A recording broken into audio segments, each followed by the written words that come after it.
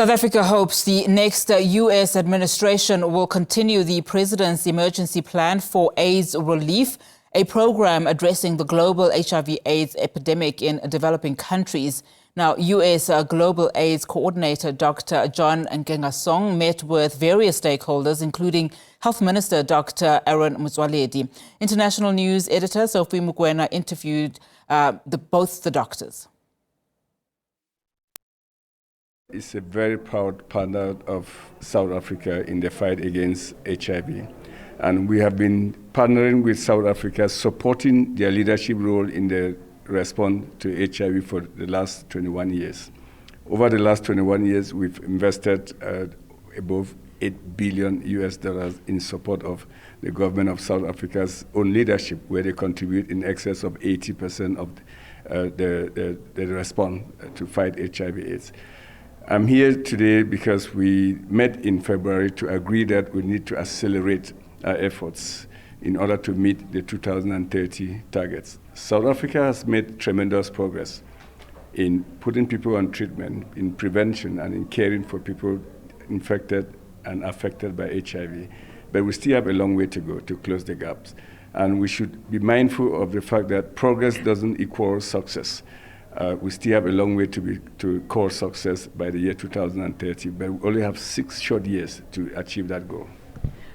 Doctor, since the introduction of the comprehensive coverage of to address the issue of HIV and AIDS after those troubling years, this partnership, how important is this partnership in terms of continuing? Because it looks like during COVID we kind of dropped the ball.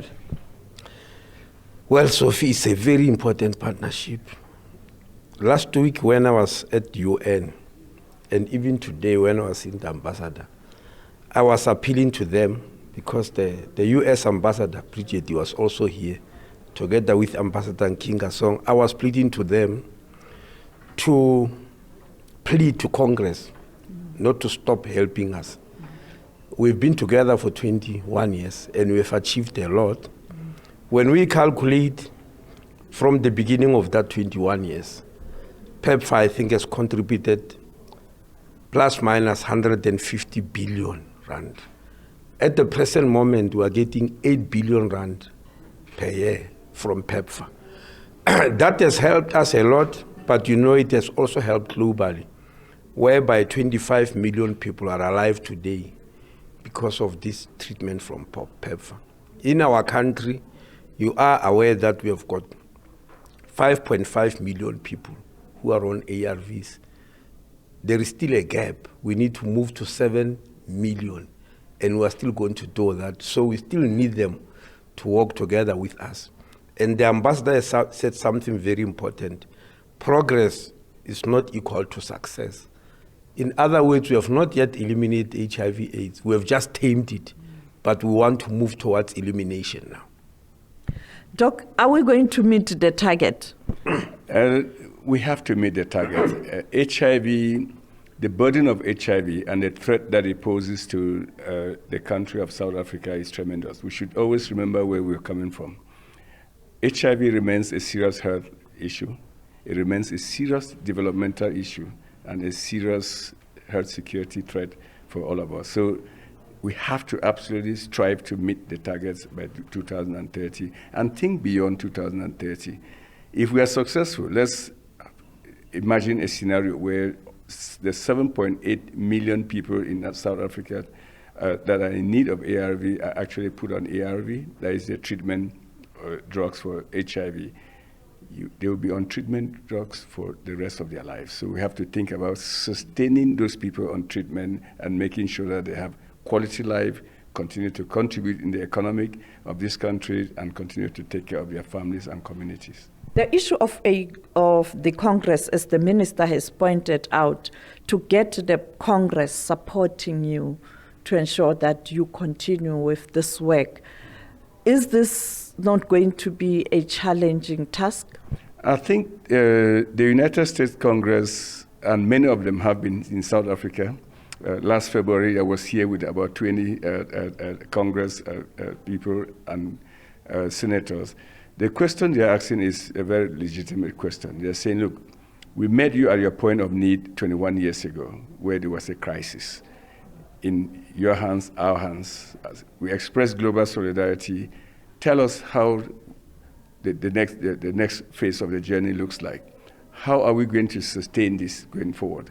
And tell us what the government of South Africa and the people of South Africa are committed to doing. And we've explained to Congress for South Africa, for example, that this is a country, it's the only country in Africa that is availing more than 80% of the funds to the response to HIV.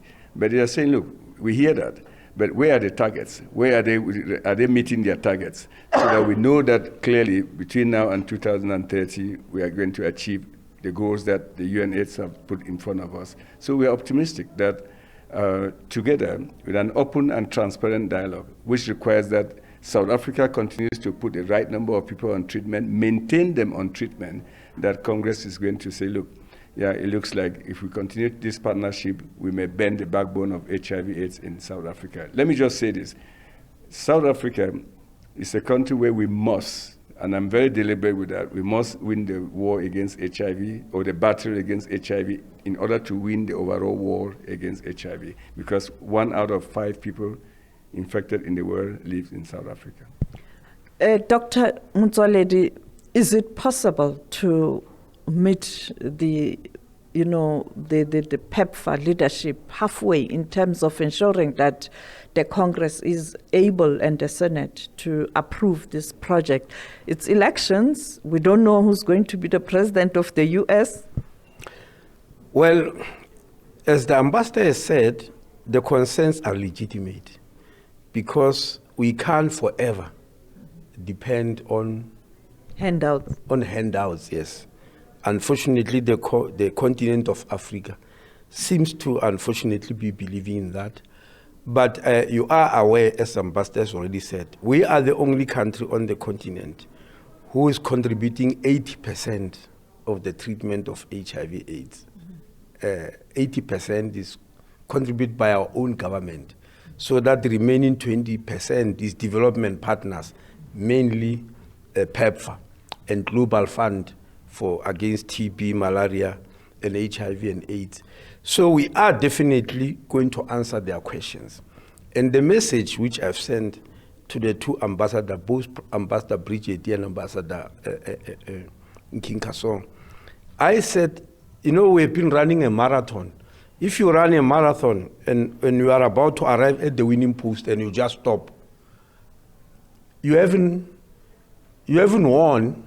It won't be recorded that you ran any marathon at all.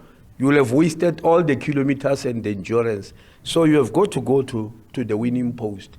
And we are saying they have helped us, 150 billion rand down the line.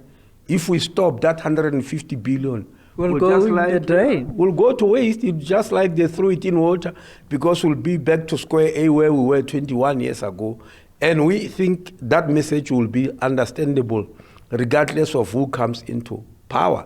I'm sure you are scared, Sophie, to say what will happen if President Trump wins, because at the present moment it's Democrats who are in power. But remember that PEPFAR started with them. It's the Republicans. With the Republicans, with Bush and Beggy, yes, I know. Yeah, it was President Bush, when there was President Beggy here, who started this. And an ambassador reminded us, this is the only bipartisan program, meaning it's supported by both Democrats and Republicans at the same time. And we don't want to disappoint them. And finally, Ambassador, you met young people, you met men. I was there in the morning yesterday.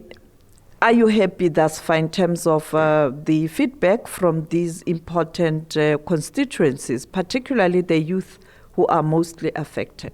No, absolutely. Each time I meet the youths in South Africa and the men and civil society, I'm very encouraged. It's the most vibrant constituencies that I've seen on the continent. And but we need to take that further and empower them and make sure that it's not about youth engagement or men engagement, but leadership, youth leadership. We have to put the resources in their hands If you recall, in Cape Town in February, we launched a youth initiative. I was encouraging them that they should be shovel ready so that when Congress cleared that the request we've put in front of them, $20 million, they should be ready to run with and take leadership of that. Not just engaging them, but let them tell us what to do, how to do it, and ensure ownership of the programs.